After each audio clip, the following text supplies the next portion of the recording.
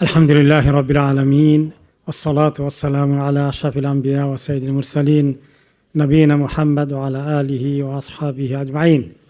সম্মানিত ভাই এবং বোনেরা, আজকের সিরাত আবু বকর রাদিয়াল্লাহু আনহুর ধারাবাহিক আলোচনায় আমরা আছি। যে এই সিরিজের মধ্যে ওই সবগুলো আলোচনায় আসতেছে যেখানে রাসূলুল্লাহ সাল্লাল্লাহু আলাইহি ওয়াসাল্লামের সঙ্গে তিনি অংশগ্রহণ করেছেন, কিন্তু ওনার অংশটুকুন এখানে হাইলাইট করার জন্য মনে করেন সব কিছুই আসতেছে। কিন্তু পুরো সিরাতে পাক রাসূলুল্লাহ সাল্লাল্লাহু আলাইহি ওয়াসাল্লামের সব কিছু তো এখানে রিপিট হচ্ছে না, শুধু ওই অংশটুকুন যতটুকুন আবু বকর রাদিয়াল্লাহু আনহুর স্পেশাল দায়িত্ব, করণীয় এবং খেদমত করেছেন ওইটাকেই আমরা হাইলাইট করছি। হুদায়বিয়া সন্ধি পরেই তো আল্লাহ তাআলা মক্কা বিজয় দান করেন, তাই না? মক্কা বিজয় উপলক্ষে এই সময়ে নবী করিম সাল্লাল্লাহু আলাইহি সাল্লামের সঙ্গে আবু বকর ওখানে কীভাবে ছিলেন রাদিয়াল্লাহু আনহু, কী ভূমিকা পালন করেছেন। এক নম্বরে দেখি যে মক্কা বিজয়ের আগে তো হুদায়বিয়ার সন্ধি হয়ে গেল। হুদায়বিয়ার সন্ধির পরে রাসূলুল্লাহ সাল্লাল্লাহু আলাইহি সাল্লাম আল্লাহ তাআলা ওনাকে মক্কা বিজয় করাবেন, প্রস্তুতি চলছে, কখন কিভাবে হবে এটা এখনও তিনি নিজেও জানতে পারছেন না এবং সাহাবাদেরকেও জানাননি। ইতিমধ্যে একটি ঘটনা ঘটে গেল। হুদায়বিয়ার সন্ধির মধ্যে মক্কা এবং মদিনার মাঝখানে দুটো কবিলা আছে। একটা কবিলার নাম হচ্ছে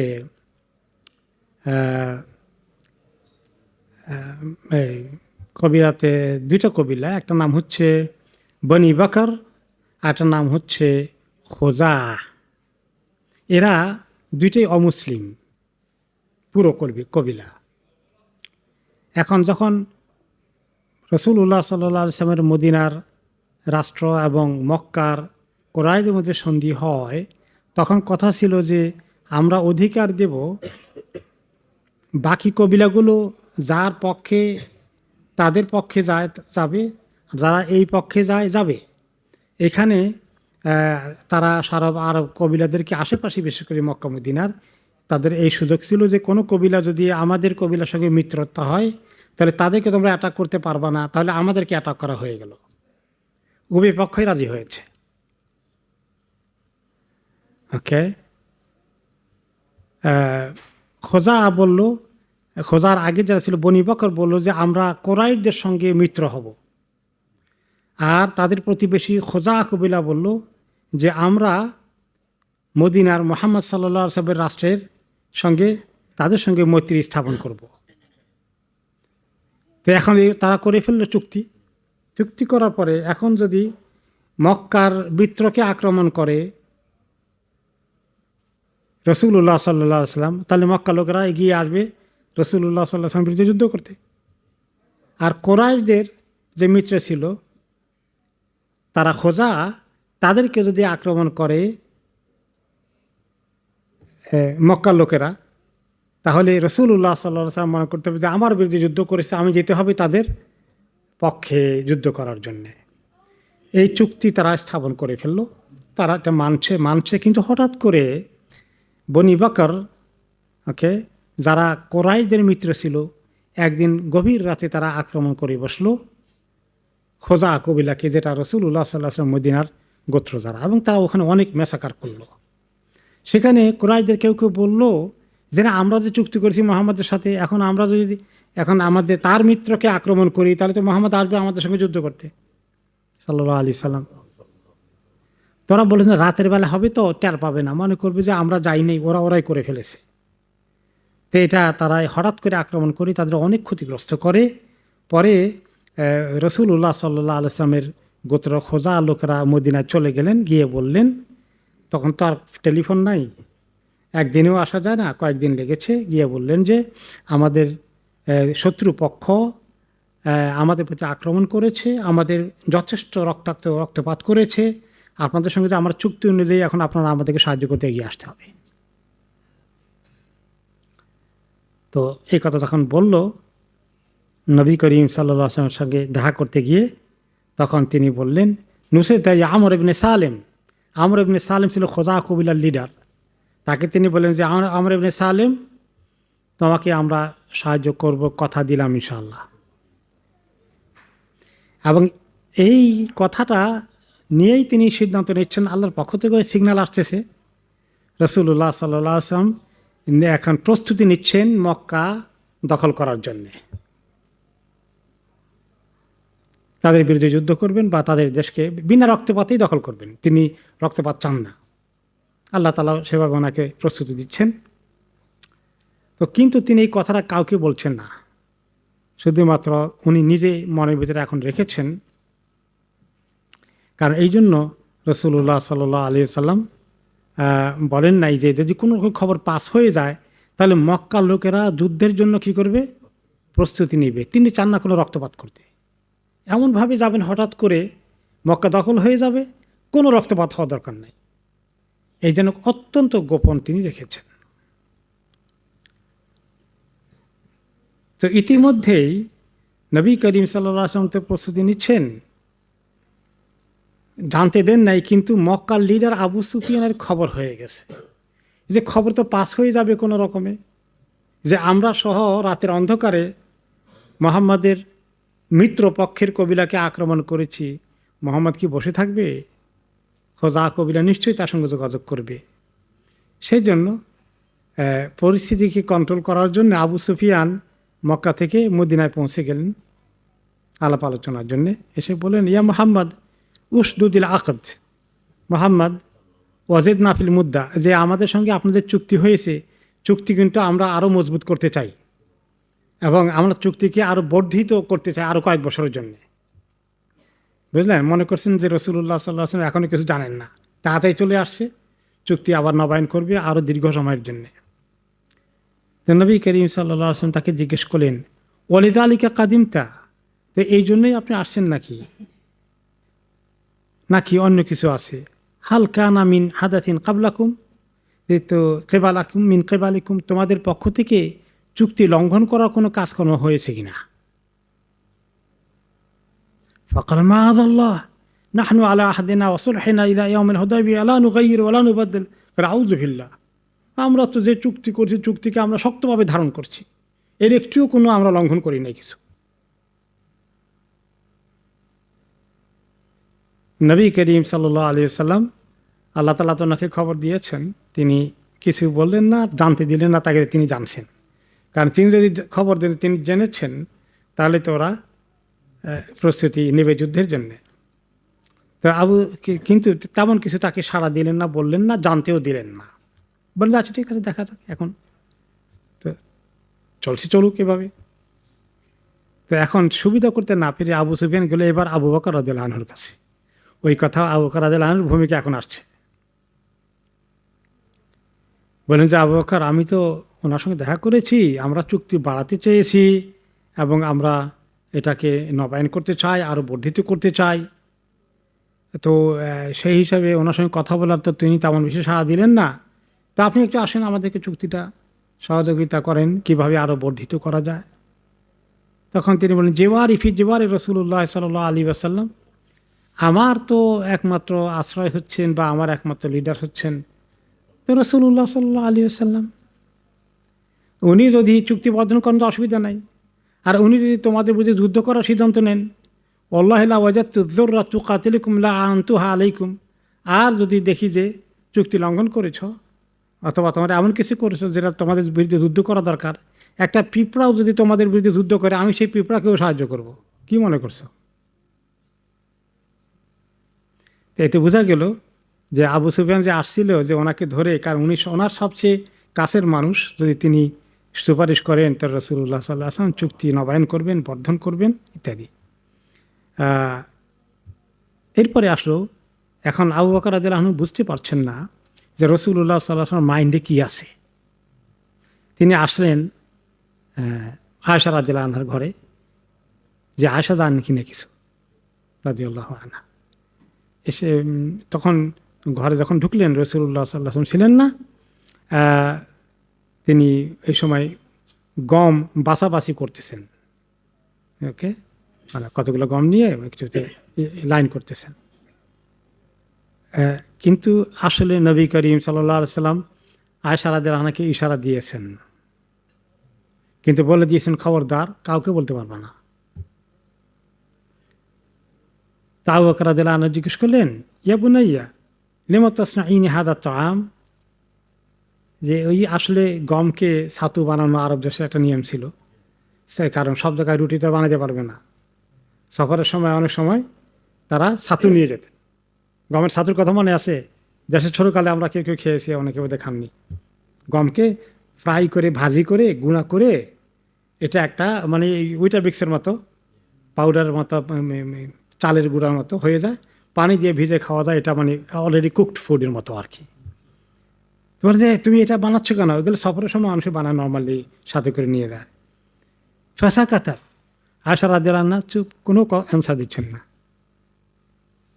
ফাকালা আইয়ুরিদু রাসূলুল্লাহ সাল্লাল্লাহু আলাইহি ওয়াসাল্লাম আইয়াগজুয়া, রাসূলুল্লাহ সাল্লাল্লাহু আলাইহি ওয়াসাল্লাম কোনো জায়গায় যুদ্ধ করার জন্য প্রস্তুতি নিচ্ছেন নাকি? ফাসামাতা, তিনি একটি আনসারও করছেন না, বাবাকে কিছুই বলছেন না, কারণ নবী করিম সাল্লাল্লাহু আলাইহি ওয়াসাল্লাম বলেছেন। ফাকালা লাআল্লাহু ইউরিদু ফি বনিল আসফার, তা উনি কি আসলে এই যে বনিল আসফার বলতে বোঝায় হলুদ বর্ণের লোকদেরকে। হলুদ বর্ণ বলতে মানে লালচে বর্ণ বা সাদা বর্ণ, এটা বোঝায় আর কি। তখন তো তুরস্ক সিরিয়ার পাশেই রোমান সাম্রাজ্য ছিল। তো এই অর্থ হলে তিনি কি রোমান সাম্রাজ্যের বিরুদ্ধে অভিযান চালাবেন নাকি, ওই দিকে যুদ্ধ করবেন নাকি? ফাসামাতাত, আয়সা রাদিয়াল্লাহু আনহা চুপ, কোনো কথা জবাব দিচ্ছেন না। ফাকালা লাআল্লাহু ইউরিদু আহলা নাজদ, তো মানে তো হচ্ছে উনি কোন দিকে যুদ্ধে যাবেন বলো তো দেখি, কি তাহলে কি নাজদের দিকে যাবেন? নাজদ হচ্ছে এখন রিয়াদ অঞ্চল যেটা আছে, সৌদি আরবের রাজধানী রিয়াদ এবং আশেপাশের অঞ্চল নাজদ। তাহলে ওইদিকে নজদের দিকে যাবেন নাকি বাহিনী নিয়ে? ফাসামাতাত, তিনি তখনও চুপ। তারপরে বলেন, ফলা আল্লাহ ইউরিদু কোরাইশান, তাহলে কি কোরাইশের বিরুদ্ধে ওনারা অভিযান করবেন নাকি? দেখেন কোরাইশটা 3 নম্বরে আনছেন তিনি ওদিক থেকে ঘুরে ঘুরে এসে, যে কোরাইশদের বিরুদ্ধে অভিযান করার ওনার প্ল্যান আছে কিনা মক্কার দিকে। ফাসামাতাত, তিনি আগেইন চুপ, কিছু জবাব দিচ্ছেন না। এই মুহূর্তেই রাসূলুল্লাহ সাল্লাল্লাহু আলাইহি ওয়াসাল্লাম ঘরে ঢুকেছেন, মা আয়েশার ঘরে চলে এসছেন।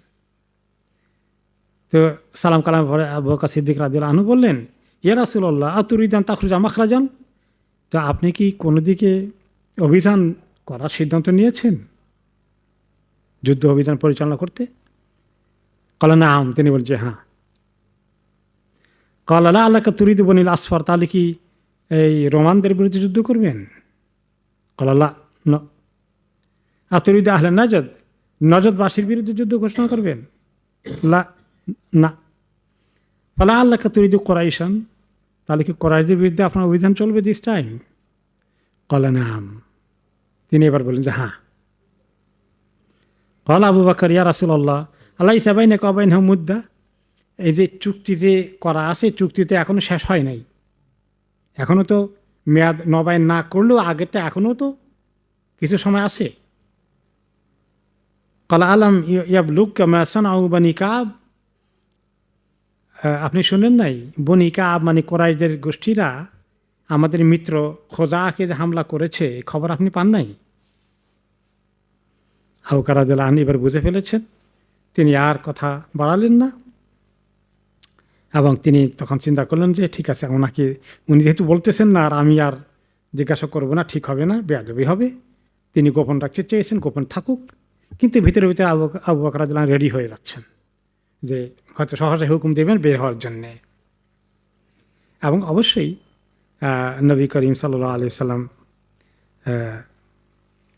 ওনাকে বলবেন সময় মতো। তারপরে বললেন, এবং রাসূলুল্লাহ সাল্লাল্লাহু আলাইহি সাল্লাম সহ ওনারা যখন রওনা করে দিলেন মক্কার দিকে,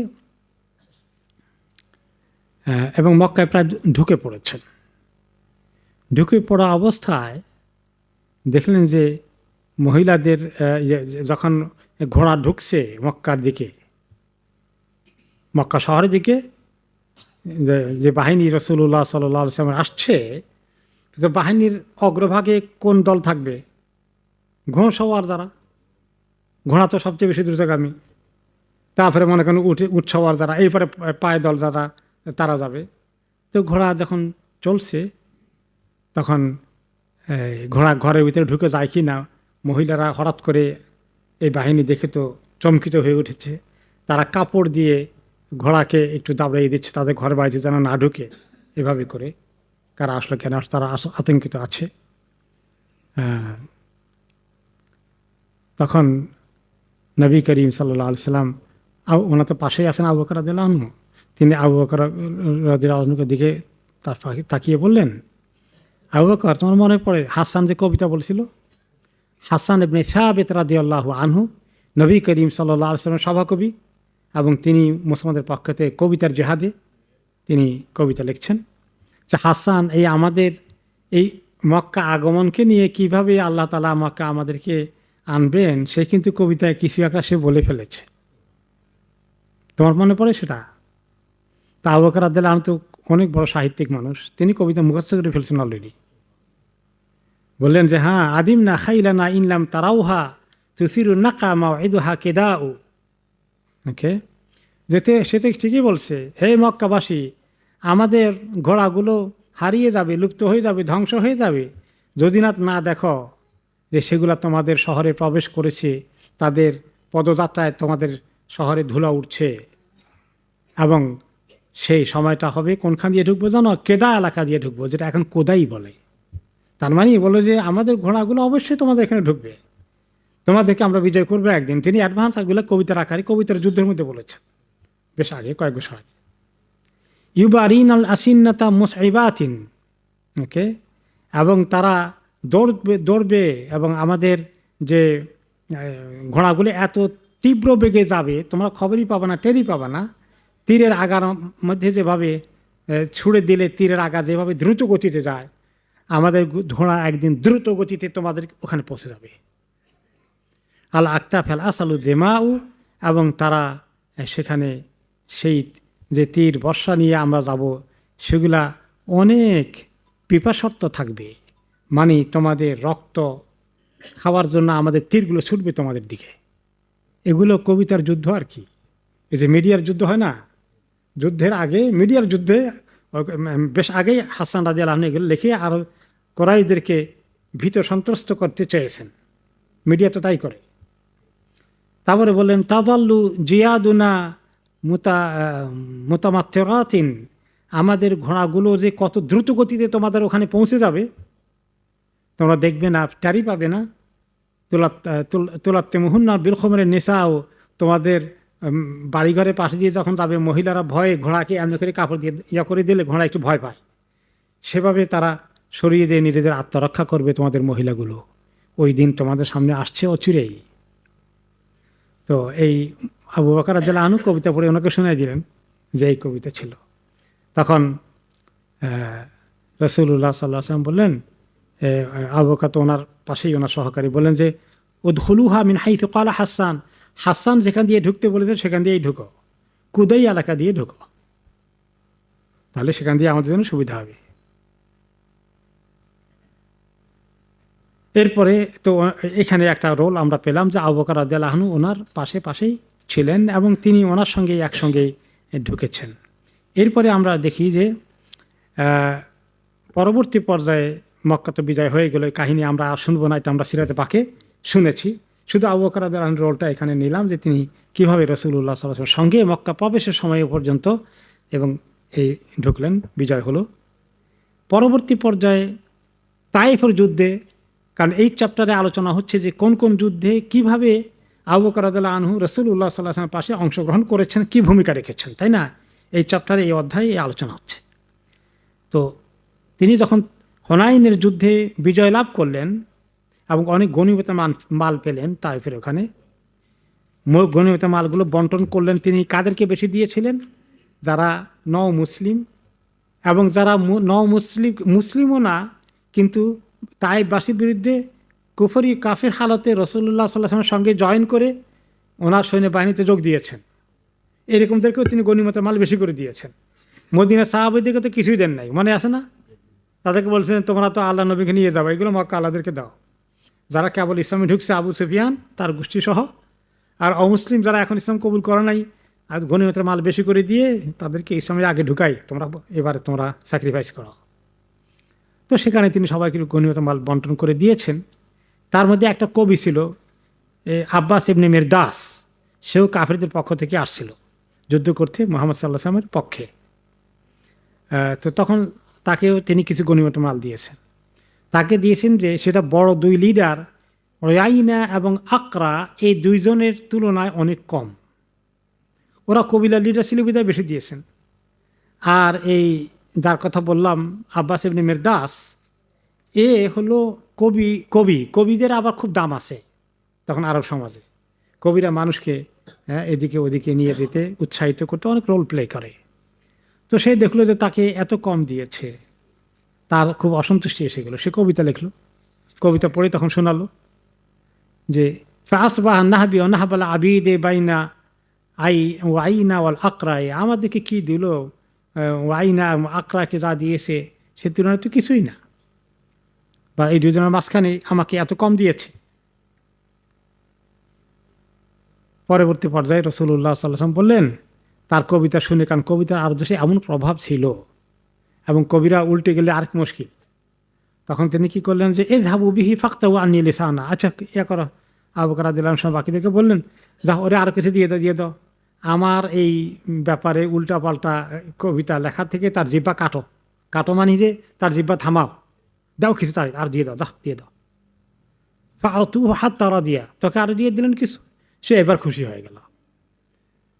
তো এরপরে আব্বাস পরবর্তী পর্যায়ে আসলো নবী করিম সাল্লাল্লাহু আলাইহি ওয়াসাল্লামের সঙ্গে দেখা করতে। এবারে গনিমতের মাল একটু বেশি পাইছে, এখন খুশি, এখন আসছে ওনার সঙ্গে দেখা করতে, থ্যাংক ইউ জানাইছে। ওকে, তো আবু বকর রাদিয়াল্লাহু আনহু ওনার পাশে আসেন। এসে কবি যখন আসলেন পরিচয় দিলেন, তো রাসূলুল্লাহ সাল্লাল্লাহু আলাইহি ওয়াসাল্লাম বলেন ফাসবাহা, তুমি নাকি বলছিলা এই কবিতার মধ্যে ফাসবাহা নাহবি ওয়া নাহবুল আবিদ বাইনাল আকরা ওয়া ইয়াইনা, যে আকরা ও আইনার মাঝখানে কদ্দুর আমার একটু দিছে সামান্য, এই কথা তুমি বলছিলে নাকি? দেখেন নবী করিম সাল্লাল্লাহু আলাইহি ওয়াসাল্লাম এই কবিতার পংক্তিটা উল্টাই বলছেন। কবিতার পংক্তি মিলে কি জানেন, মানে কবিতার শেষের দিকে ছড়ার আকারে মিলে না, প্রত্যেকটি শব্দ ছন্দ মিলতে হবে। যেমন আছে আজরাই, আহজাই, আকরাই, উমনাই, আরবাই, মুজমাই, ইউরফাই, এভাবে করে কবিতা আছে। তো সেই হিসেবে এই লাইনের মধ্যে থাকবে যে বাইনা ওয়াইনা ওয়াল আকরাই।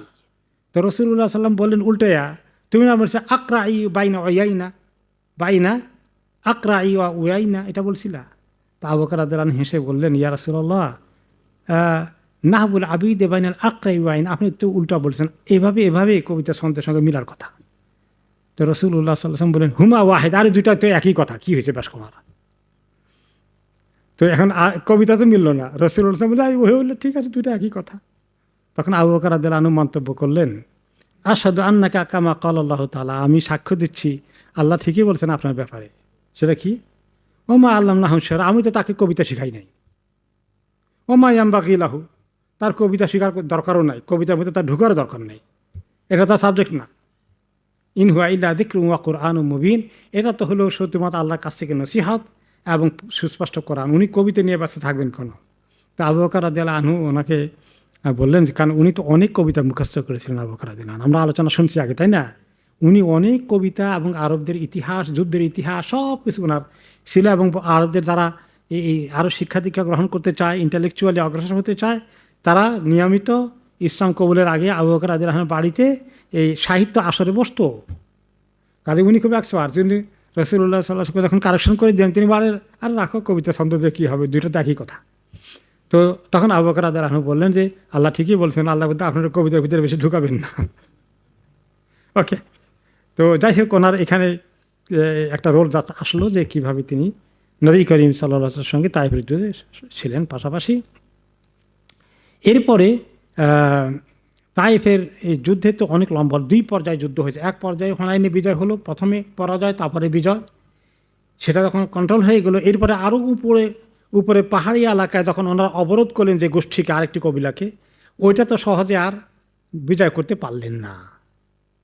মক্কা বিজয়ের পরে ওখানে বেশ কয়েকদিন থাকলেন, মনে আছে তো?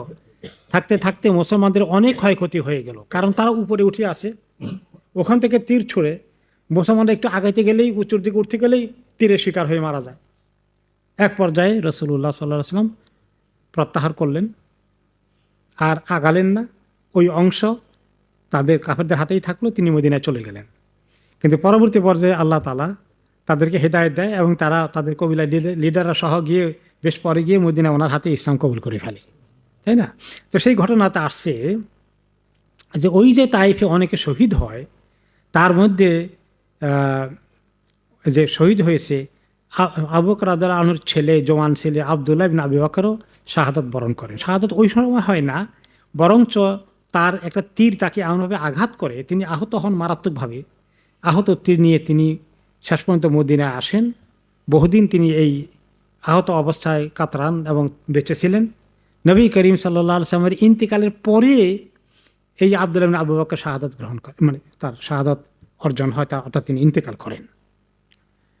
যখন এই সাকিফ, ওই যে কবিলা, দুর্ধর্ষ কবিলা যারা ইসলাম কবুল করেনি, তারা যখন মদিনায় এসেছিল ইসলাম কবুল করার জন্যে, ওকে, ওনার ফামিনদাহার লাব্দ করবাল মদিনা, যখন তারা মদিনা দিয়ে কেবল আসতেছে এবং দূর থেকে তারা দেখলেন যে সাকিব বাহিনীর লোকেরা মদিনার দিকে আসতেছে, তারা বুঝতে পেরেছেন তারা ইসলাম কবুল করবে। এই খবরটা কে আগে রাসূলুল্লাহ সাল্লাল্লাহু আলাইহি ওয়াসাল্লামকে দিবেন, তিনি অনেক বড় দোয়া পেয়ে যাবেন। তো এইখানে দুইজন ছিলেন, একজন হলেন আবু বকর এবং আল মুগীরা নামে আরেক সাহাবী। দুইজনে জোরে জোর দিলেন, কিন্তু সাথে আবু বকর রাদিয়াল্লাহু আনহুই আগে পৌঁছলে গেলেন এবং পৌঁছে গিয়ে নবী করিম সাল্লাল্লাহু আলাইহি ওয়াসাল্লামকে এই সুসংবাদ দিলেন। এই সুসংবাদ পাইলেই তো রাসূলুল্লাহ সাল্লাল্লাহু আলাইহি ওয়াসাল্লাম একটা বড় দোয়া করে ফেলেন, সেটা তিনি পেয়ে গেলেন। এরপরে তারা ইসলাম কবুল করলেন। রাসূলুল্লাহ সাল্লাল্লাহু আলাইহি ওয়াসাল্লাম এখন তাদের সঙ্গে চুক্তি করলেন এবং তাদেরকে কিছু মদিনা রাষ্ট্রের সঙ্গে তারা কেমনি চলবে সেগুলো বাতাই দিলেন। এখন তাদের জন্য একজন তায়েফবাসীর জন্য ইমাম বানাবেন, আমির ঠিক করে দিবেন। ওখানে একাধিক কবিলা আছে, বিভিন্ন কবিলার লিডার তো আছে, কিন্তু গোটা তায়েফকে নিয়ে একজনকে আমির বানিয়ে দিবেন। এখন কাকে আমির বানাবেন তিনি সিনিয়র সাহাবীদের সঙ্গে পরামর্শ করলেন। সেক্ষেত্রে আবু বকর রাদিয়াল্লাহু আনহু পরামর্শ দিলেন ওসমান ইবনে আবিল আস রাদিয়াল্লাহু আনহু নামে এক সাহাবী, তাকে। এবং এই সাহাবীটা ছিলেন সবচেয়ে বয়সের দিক থেকে কম, ভেরি ইয়াং। আর ওই সফরের ওই কাফেলার মধ্যে বিভিন্ন লিডারদের আরও তারা অনেকেই আরও একটু মুরব্বী কিসেমের, আর একটু বয়স বেশি বয়স্ক আছেন, তাকে দিলেন। তিনি কিভাবে পরামর্শ দিয়ে কেন দিলেন, এই ইয়াং লোকটাকে কেন দায়িত্ব দিলেন? তিনি বলেন, ইয়া রাসূলুল্লাহ, ইনি রাআইতু হাদাল গোলাম আমিন আহরাসিম আলা তাফাক্কুহি ফিল ইসলাম ওয়া তাআল্লুমিল কুরআন। ইয়া রাসূলুল্লাহ, আমি নোটিস করেছি যে এই ইয়াং ছেলে ওসমান ইবনে আবিল আস আপনার এই যে কয়দিন মদিনায় ছিল, 2 সপ্তাহের মতো ছিল বোধ হয়, যে তারা এই সবাই আছে এখানে মসজিদের মধ্যে, কিন্তু সে সবচেয়ে বেশি দিন শিখার জন্যে, কোরআন শিখার জন্য অস্থির ছিল, সবচেয়ে বেশি সময় কাটিয়েছে। তারা যখন দুপুরবেলা খেয়ে দেয়ে একটুখানি দুপুরবেলা কাইলুলা করতো আরবের লোকেরা, এই দুপুর রোদের মধ্যে তারা সবাই আরবে ঘুমিয়ে পড়তো। এটা একটা নিয়ম ছিল। মসজিদের মধ্যে বাকিরা মেহমান হিসাবে খাওয়া দাওয়া করে ঘুম দিয়েছে, আর সেই বাচ্চারা বসে কোরআন পড়ছে, সে দিন শিখছে এবং পড়ছে, এবং যা কোনো সাহাবীকে পেলেই জিজ্ঞেস করছে, রাসূলুল্লাহ সাল্লাল্লাহু আলাইহি ওয়াসাল্লামকে দেখলেই জিজ্ঞাসা করে, মাকসুদ জানতে চায়, তার এত ইলম শেখার আগ্রহ। তো রাসূলুল্লাহ সাল্লাল্লাহু আলাইহি ওয়াসাল্লাম তাকে অনেক মানে সময় দিয়েছেন তার এই ওনার ফাঁকে ফুঁকে তার আগ্রহ দেখে। আর যখন দেখতে যে রাসূলুল্লাহ সাল্লাল্লাহু আলাইহি ওয়াসাল্লাম নিজে এখন কাইলুলা করতেছেন, তিনি আর ওনাকে ডিস্টার্ব করতেন না। ওই ইয়াং ছেলেটা গিয়ে আবু বকর রাদিয়াল্লাহু আনহুর কাছে যেতেন, ওনার থেকে অনেক দিন শিখতেন। আর এভাবে শিখতেন যে তার সঙ্গীর বড় বড় লিডাররা তারা জানতেও পারত না, তারা সবাই ঘুমিয়ে আছে, তারা সবাই একটু গল্প গুজবে আছে, উনি কিন্তু ফাঁকি দিয়ে সময় কাজে লাগাচ্ছেন। তার এত আগ্রহ দেখে আবু বকর রাদিয়াল্লাহু আনহু তাকে অনেক সময় দিয়েছেন। তবে নবী করিম সাল্লাল্লাহু আলাইহি ওয়াসাল্লাম তিনি বললেন যে, ইয়া রাসূলুল্লাহ, আপনি যদি সাকিব গোষ্ঠী তায়েফের এদেরকে কোনো দায়িত্ব দিতে চান, তাহলে আমার দৃষ্টিতে ওসমান ইবনে আবিল আসকে দায়িত্ব দিতে হবে, সে অনেক দিন শিখেছে, তার এত আগ্রহ। নবী করিম সাল্লাল্লাহু আলাইহি ওয়াসাল্লাম ওনার কথা রাজি হলেন, তাকেই দায়িত্ব দিয়ে পাঠালেন। তারা মেনে নিয়েছে। তো বোঝা গেল সাকিব জাতি তারা মেনে নিয়েছে, অর্থাৎ তারা ইসলামকে ঠিকই আসলে কবুল করেছে, নেতৃত্বের ব্যাপারে তারা আপত্তি করেনি। তাতে বোঝা গেল রাসূলুল্লাহ সাল্লাল্লাহু আলাইহি ওয়াসাল্লাম প্রতি তাদের কত আস্থা ছিল এবং তাদের দিন কবুল করাটা সত্যি ঠিকই ছিল। এরপরে এখন আসলো যে ওনার ছেলে যে তীর এ, আহত হয়েছে, তীরটা ওনার ছেলের গলার মধ্যে বিঁধে গেছিল, তো ওইটাকে ওখান থেকে ওনারা যুদ্ধের সময় খোলেন, খুলে ওই তীর সহকারে নিয়ে আসছিলেন আবু বকর রাদিয়াল্লাহু আনহু মদিনায়। ওই তীরটা তিনি হেফাজতে রেখেছেন, যে কোনোদিন যদি তাইফবাসীর সঙ্গে দেখা হয় এই তীর কে মারছিল তার চেহারা একটু দেখবেন, ছেলের কষ্টে তীরটা রেখে দিয়েছেন সাথে। তো আবু বকর রাদিয়াল্লাহু আনহু তারা যাওয়ার আগে বললেন যে এটা ওই সময় না, পরবর্তী পর্যায়ে যখন আবু বকর রাদিয়াল্লাহু তাআলা আনহু খলিফা হয়ে যান, তারপরে তো এই ছেলেটার ইন্তিকাল হয়ে যায়।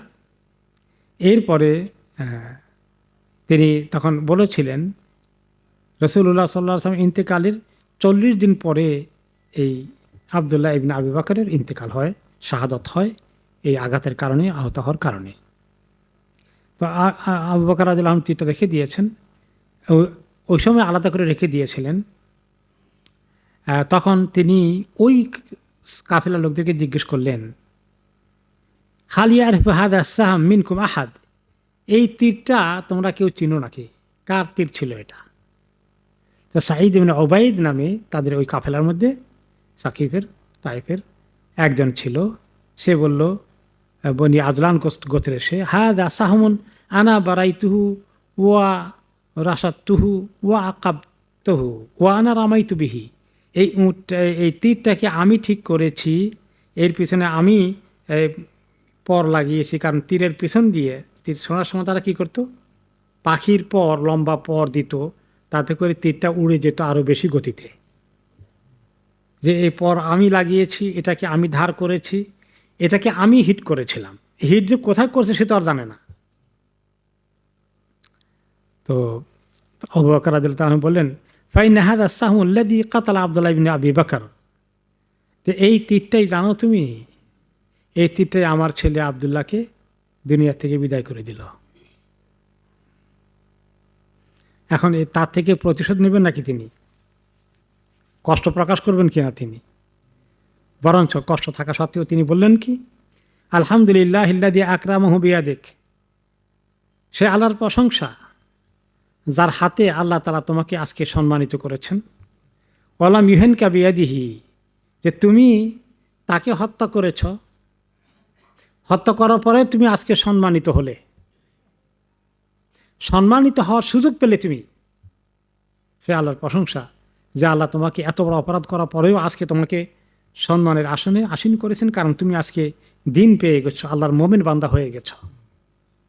ওয়ালাম ইউহিনকা বিয়াদিহি, আর আমার ছেলের হাতে আল্লাহ তাআলা তোমাকে অপমানিত করলেন না। আমার ছেলের হাতে আল্লাহ তাআলা তোমাকে অপমানিত করলেন না, এর অর্থ কি বুঝলেন? হ্যাঁ,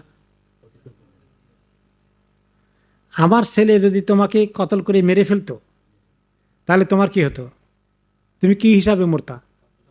হ্যাঁ, যে আল্লাহ তাআলা যে আমার ছেলেকে দিয়ে তোমাকে মারাই নাই, আর তুমি আমার ছেলেকে মেরেছ, মারার পরে তুমি এখন দিন কবুল করার সুযোগ পেয়েছ, এখন আল্লাহ কি তাকে ওই গুনার জন্য আর ধরবেন? যদি সে হক সহি তরিকায় ঈমান আনে, তাহলে আল ইসলাম ইয়াহদিমু মা ক্বাবলাহু, ইসলাম কবুল করার কারণে আন্তরিকভাবে মুখলেস হিসাবে ইসলাম কবুল করলে আগে সমস্ত গুনাহ আল্লাহ কী করেছেন, মাফ করে দিয়েছেন। তিনি বলছেন তার খুশিতে তিনি খুশি, তার ছেলেকে হারিয়েছেন এই জন্য দুঃখিত না হয় কি বললেন, আলহামদুলিল্লাহ, যদি আমার ছেলে তোমাকে মেরে ফেলতো তুমি তো আজকে অপমানিত হতে, আল্লাহর কাছে আখিরাতে তুমি লাঞ্ছিত, অপমানিত, কাফের হয়ে উঠতে, তোমার সেই মৌতটা কত খারাপ মৌত হতো। কিন্তু তুমি আমার ছেলেকে মেরেছ, কিন্তু আমার ছেলে তোমার দ্বারা সম্মানিত হয়েছে। কেমন সম্মানিত হয়েছে? ছেলে শহীদ হয়েছে। সুবহানাল্লাহ। আবু বকর রাদিয়াল্লাহু আনহুর কি সুন্দর প্রতিক্রিয়া দেখতে পেলেন, কি সুন্দর কমেন্ট, কি সুন্দর রিয়াকশন। সুবহানাল্লাহ। এরপরে আবু বকর রাদিয়াল্লাহু আনহুর অবদান আরও ছিল। তবুক যুদ্ধে আগেইন সেখানে তিনি নবী করিম সাল্লাল্লাহু আলাইহি ওয়াসাল্লামের সঙ্গী ছিলেন এবং নবী করিম সাল্লাল্লাহু আলাইহি ওয়াসাল্লামের পাশে পাশে একদম ছিলেন। তিনি তো ছিলেন প্রধান কমান্ডার, আর বড় পতাকা যার হাতে দিয়েছিলেন তিনি হচ্ছেন আবু বকর রাদিয়াল্লাহু আনহু। প্রত্যেকটি ব্যাটালিয়নের, প্রতিটি কবিলার, প্রতিটি গ্রুপের আলাদা আলাদা করে ভাগ করে দিয়েছেন, তো ওদের একটা একটা করে কবিলা পতাকা থাকে, একটু সাইজে ছোট। আর প্রধান কমান্ডারের পাশে যে পতাকা থাকবে সেটা হলো সবচেয়ে বড়টা। ওই পতাকা যিনি ধারণ করেন তিনি হলেন কমান্ডারের পরেই তার অবস্থান আবু বকর রাদিয়াল্লাহু আনহু। এভাবেই সকল জায়গাতেই রাসূলুল্লাহ সাল্লাল্লাহু আলাইহি ওয়াসাল্লাম ওনাকে এই সম্মান দান করেছেন। এই জার্নির মধ্যে আছে, আমরা সিরাতে শুনেছিলাম, ওমর রাদিয়াল্লাহু আনহু যখন দেখলেন যে তবুকের পথে যেতে যেতে মুসলমানদের এক পর্যায়ে বহু কত মাইল গিয়েছেন, পানি সব শেষ, পিপাসায় এখন মরার উপক্রম হয়ে যাচ্ছে, উটগুলোর খাবার কোনো অবস্থা নাই, এমনকি মানে সবার এখন তৃষ্ণায় দান শেষ হয়ে যাবে। এই অবস্থায় নবী করিম সাল্লাল্লাহু আলাইহি ওয়াসাল্লামের কাছে আবু বকর রাদিয়াল্লাহু আনহুর কাছে আসলেন ওমর রাদিয়াল্লাহু আনহু। তিনি সাহস করলেন না, বললেন যে যেহেতু রাসূলুল্লাহ সাল্লাল্লাহু আলাইহি ওয়াসাল্লাম ওনাকে আবু বকর রাদিয়াল্লাহু আনহুকে এত সম্মান করেন, উনি কোনো কথা বলে নিশ্চয়ই রাসূলুল্লাহ সাল্লাল্লাহু আলাইহি ওয়াসাল্লাম ফেলবেন না।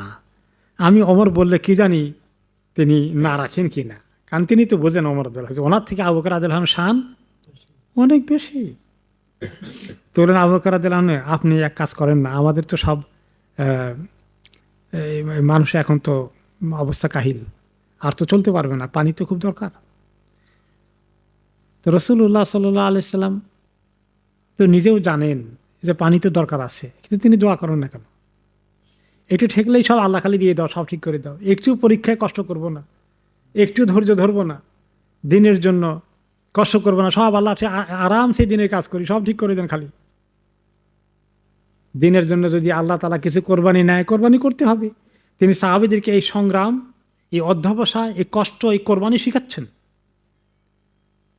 না হলে তো তিনি শুরুতেই দোয়া করে দিতে পারেন, একটু দেখি না তাদের সবর আছে কিনা, আল্লাহর জন্য কষ্ট করতে রাজি আছে কিনা, নাকি ভিতরে মনের ভিতরে তাদের হাহুতা শুরু হয়ে গেছে, তারা ইমানের পরীক্ষা পাশ করলো না। তিনি সাহাবীদেরকে দেখাতে চান যে তোমরা যত ত্যাগ করবা তত আল্লাহর কাছে তোমাদের শান বাড়বে। আর যদি সব ঠিকঠাক থাকে, আমরা তো যেটা আমরা করি আর কি, আমরা চাইতো এটা আমাদের সব ঠিক থাকুক আর আমরা জান্নাতেও যাই। সুবহানাল্লাহ। আল্লাহ তাআলা তো বলছে জান্নাতে আসতে হলে অনেক পে করতে হবে, অনেক কষ্ট করতে হবে, অনেক পরীক্ষায় বাস করতে হবে। সুবহানাল্লাহ। এই তালিম তারবিয়তের কাজ রাসূলুল্লাহ সাল্লাল্লাহু আলাইহি ওয়াসাল্লাম করছেন বিদায় তিনি সঙ্গে সঙ্গেই বলতেছেন আল্লাহ সব ঠিক করে দেন, সব ঠিক করে দেন। তো যাই হোক, এখন কষ্টের কারণে ওমর রাদিয়াল্লাহু আনহু বললেন আবু বকর রাদিয়াল্লাহু আনহুকে, আবু বকর রাদিয়াল্লাহু আনহু এসে বললেন ইয়া রাসূলুল্লাহ, ঠিক আছে,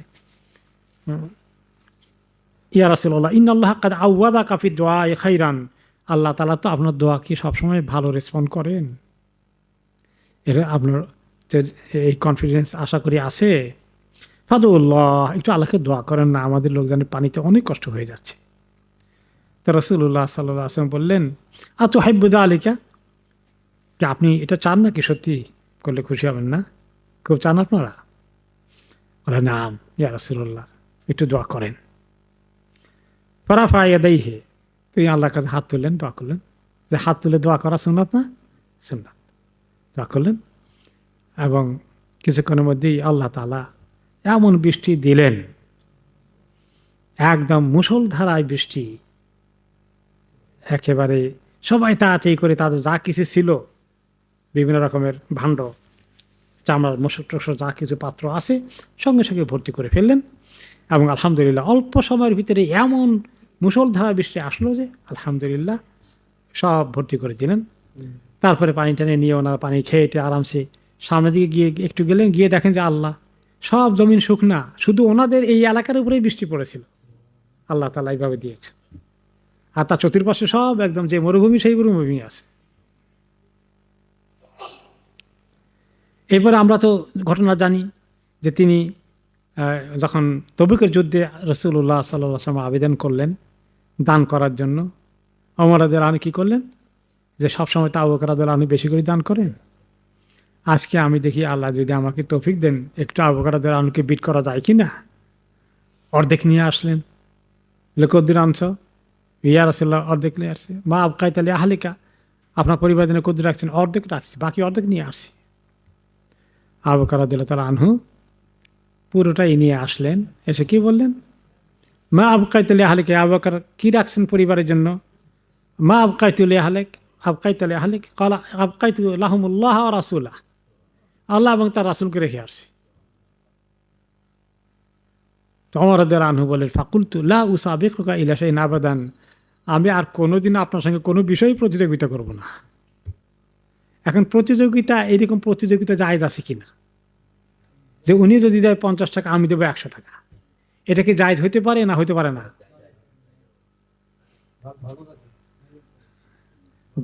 ভালো কাজে জায়েজ আছে, কিন্তু শর্ত আছে।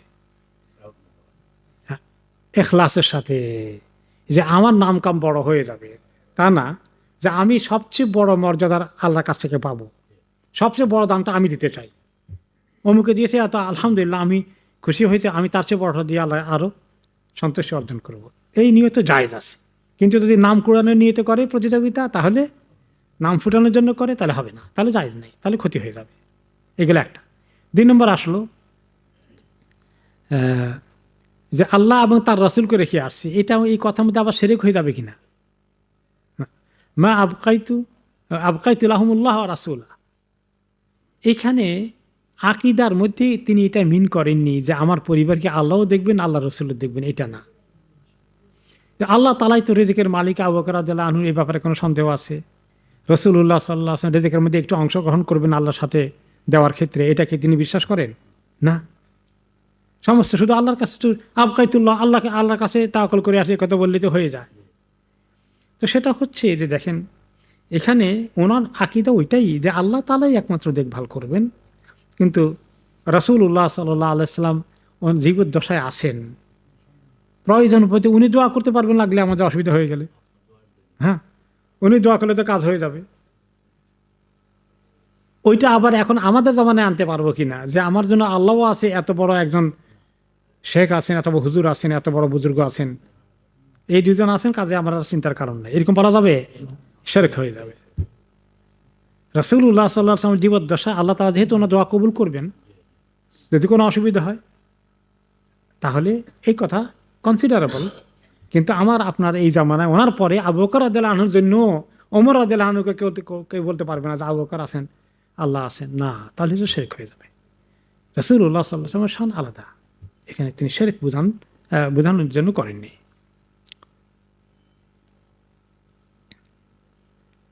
এরপরে আবু বকর রাদিয়াল্লাহু আনহুকে তিনি পাঠান হজের মধ্যে আমির করে।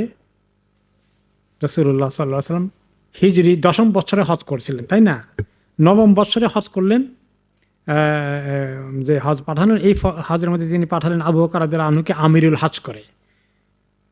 তার আগের বছর 8ম বছরে হজ হয়েছে মক্কা বিজয়ের পরে, সেখানে তিনি আরেকজনকে দায়িত্ব দিয়েছিলেন, কিন্তু 9ম বছরে দায়িত্ব দিলেন আবু বকর রাদিয়াল্লাহু আনহুকে।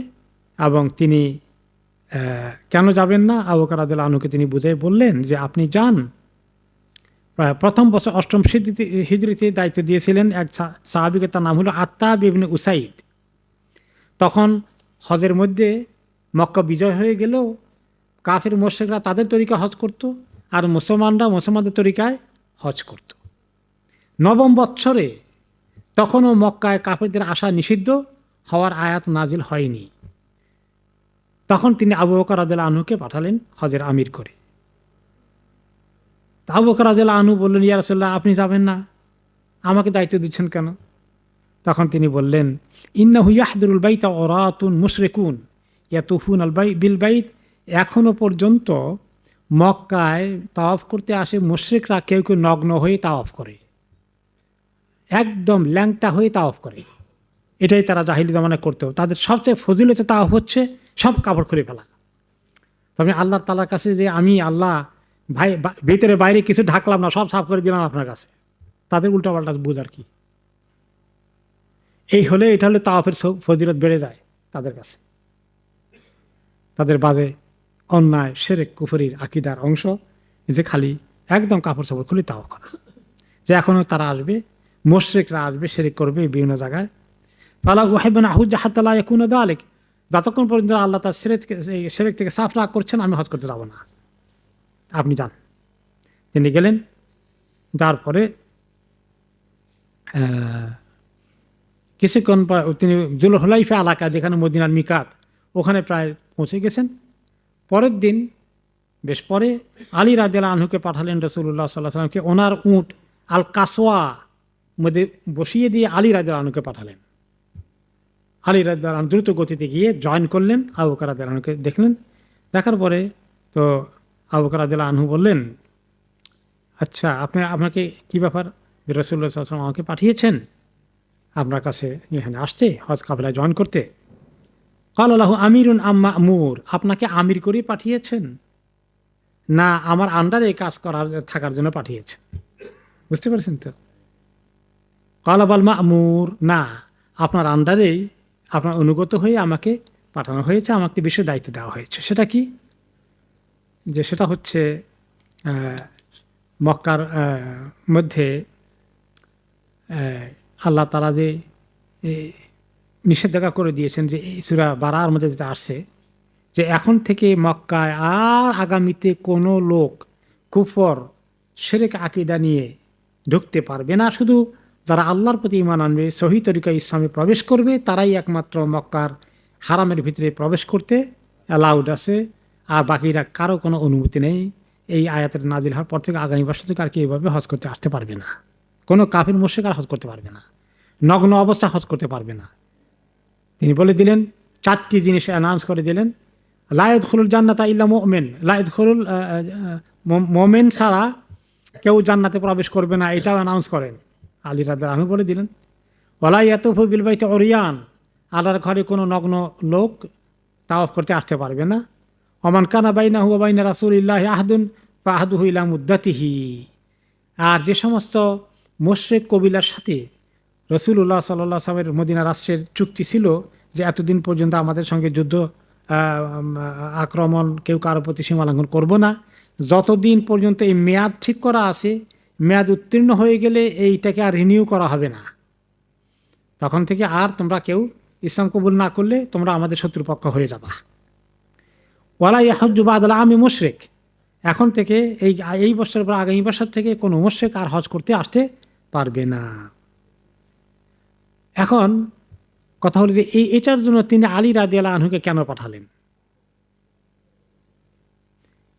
তো এটা খবর চিঠি একটা লিখে দিলেই তো হতো, যে কোনো একজনকে যে আবু বকর রাদিয়াল্লাহু আনহু এটা অ্যানাউন্স করে দিবেন। এই অ্যানাউন্সমেন্টটা করানো হয়েছে আলী রাদিয়াল্লাহু আনহুকে দিয়ে, অথচ আমিরকে আবু বকর রাদিয়াল্লাহু আনহু। তো ওনাকে কেন দায়িত্ব দিলেন না আবু বকর রাদিয়াল্লাহু আনহুকে? তিনি তো সাহাবীদের মধ্যে সবচেয়ে সেরা। তো আলীকে রাদিয়াল্লাহু আনহুকে পাঠাতেন যে আবু বকরকে বলবা এটা অ্যানাউন্স করতে, বললেন তা তুমি অ্যানাউন্স করবা আলী। কেন? এই জন্য আরব দেশে তখন তো কোনো রাষ্ট্রীয় ব্যবস্থা ছিল না, এবং আশেপাশে রাষ্ট্রীয় ব্যবস্থাগুলো যেগুলো ছিল সেগুলো পরিচালিত হতো বাদশাহী দ্বারা, রাজা বাদশাহ দ্বারা। তো রাজা বাদশাহ পরে তাদের এই দেশের দায়িত্ব কর্তৃত্ব ক্ষমতা কার হাতে যায়? তার ছেলে, তার পরিবারের সদস্য। ছেলে না থাকলে তার সবচেয়ে ক্লোজ যে। তো এই আরব দেশে তখন কবিলাগুলোর মধ্যে এরকম কবিলা শাসিত আশেপাশের রাষ্ট্রগুলোর মধ্যে যা কিছু ছিল, আবু বকর রাদিয়াল্লাহু আনহু আরব দেশে তখন এরকম গণতান্ত্রিক রাষ্ট্র, এরকম বিভিন্ন রকমের সিস্টেমে তো তৈরি হয় নাই। রাসূলুল্লাহ সাল্লাল্লাহু আলাইহি ওয়াসাল্লাম নবী হওয়ার কারণে তিনি রাষ্ট্রের প্রধান, তাই না? এখন আবু বকর রাদিয়াল্লাহু আনহু প্রধানমন্ত্রী ডিক্লেয়ারও তো করেন নাই, কোনো পজিশন তো এভাবে ইনস্টিটিউশন আকারে তো তৈরি হয় নাই। আরবের লোকেরা তখন চিন্তা করছে যে যে ব্যক্তি আসল বাদশাহ, আসল শাসক, আসল লিডার, তার মুখ থেকে অথবা তার পরিবারের কোনো সদস্য তার কাছ থেকে আসলে ঠিক উনি বলছেন এটা বোঝা যাবে, তার না হলে তারা এটা গ্রহণ করবে না। এই জন্য তিনি আলী রাদিয়াল্লাহু আনহুকে, যেহেতু ওনার ছেলে নাই, জামাইকে ছেলের মতো মর্যাদা দেখা হয় বিদায়, তিনি তাকে এই দায়িত্ব দিয়ে ডিক্লেয়ার করতে আমাকে পাঠিয়েছেন রাসূলুল্লাহ সাল্লাল্লাহু আলাইহি ওয়াসাল্লাম, এবং পরে আবু বকর রাদিয়াল্লাহু আনহু পাঠানোর পরে স্পেশালি আমাকে পাঠিয়েছেন। এটা আরও ক্লিয়ার মেসেজ হয়ে গেল যে এখন থেকে এই কয়েকটি ঘটনা, কয়েকটি ব্যাপার, আগামীতে আর মুশরিকরা হজ করে আসতে পারবে না, নগ্নতা প্রকাশ করা যাবে না, এই ইত্যাদিগুলো বলে দিয়ে আসার জন্যে। এইটা ছিল তখনকার রাজনৈতিক প্রেক্ষাপটে মানুষের কাছে গ্রহণযোগ্য একটা ফর্মুলা, এই জন্য ওনাকে পাঠানো হয়েছে। এখন এখান থেকে এই ঘটনাকে শিয়ারা নিয়েছে আরেক ব্যাখ্যায়। তারা বলেছে যে এই ঘটনা প্রমাণ করে যে আবু বকরের তুলনায় নবী করিম সাল্লাল্লাহু আলাইহি ওয়াসাল্লামের পরে, ইন্তেকালের পরে আসল দায়িত্ব পাওয়ার কথা কার? আলী রাদিয়াল্লাহু আনহু। তারা এটাকে এভাবে ব্যাখ্যা করেছে, ওই কোরআন হাদিসের কথাকে টেনে নিয়ে তারা কোথায় নিয়ে লাগিয়ে দিয়েছে। অথচ আমরা শুনেছি রাসূলুল্লাহ সাল্লাল্লাহু আলাইহি ওয়াসাল্লামের ইন্তেকালের পরে কীভাবে আবু বকর রাদিয়াল্লাহু আনহুকে, ইন্তেকালের আগ মুহূর্তে অসুস্থ অবস্থায় কাকে দিয়ে নামাজ পড়ালেন তিনি দেখলেন আবু বকর রাদিয়াল্লাহু আনহু, এবং ওনার ইন্তেকালের পরে উম্মতকে লিড করলো অটোমেটিক্যালি, খলিফা হওয়ার আগে কে কীভাবে, সব বিস্তারিত আসলো। যাই হোক, আমাদের বোধহয় আজানের সময় হয়ে গেছে, তাই না?